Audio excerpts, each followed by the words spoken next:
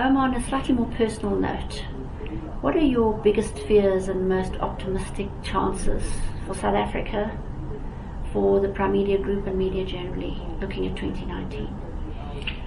Okay, so personally, biggest fear is that all of the hard work that the President's been doing to try and boost investment, to try and stimulate our economy, gets undone by the fact that Eskom doesn't work as it should, that the investment coming in doesn't materialize, because right now it's like a pledge. We'll give you $50 billion, but you end up with two. So I think that's my biggest fear, because it's critical for the stability of the country. We've got, as we know, and we have had service delivery protests for a long time because people are not getting what they expect in their areas where they live. And all that leads to, as people get poorer, is greater unrest, greater unhappiness.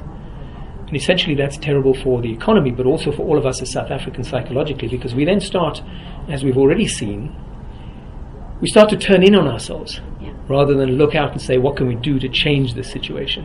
And that's not just a South African thing. I think it's globally. I mean, we've seen it with Brexit, for example. Economies under stress and under duress, people don't react very well.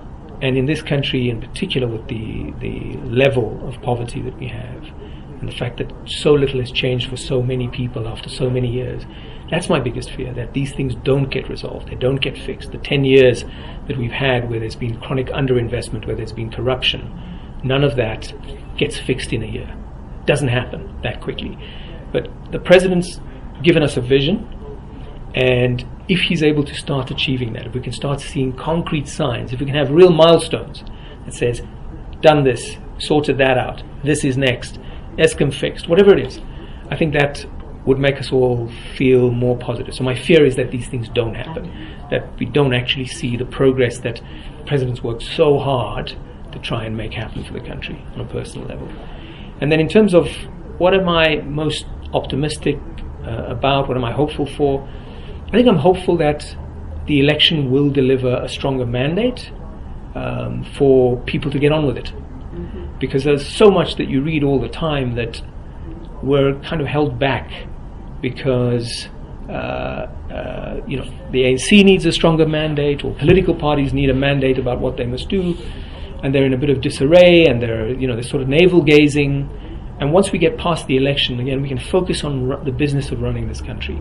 The election, I think, is important. Obviously, it's critical in terms of providing a mandate.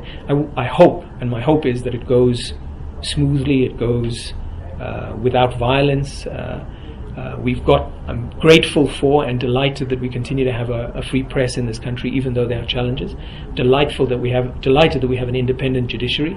Today we've just heard, or yesterday we just heard about the new NDPP, the NPA, being reconstituted, a credible person running it. All of those things are positive. So I'm hopeful that certainly at a societal level, in terms of these key pillars that keep us free, those seem to be in good shape, and they continue to be supported, and I'm delighted about that. So those are the things that I guess would excite me on a personal level. And then obviously, like everyone else, a healthy family,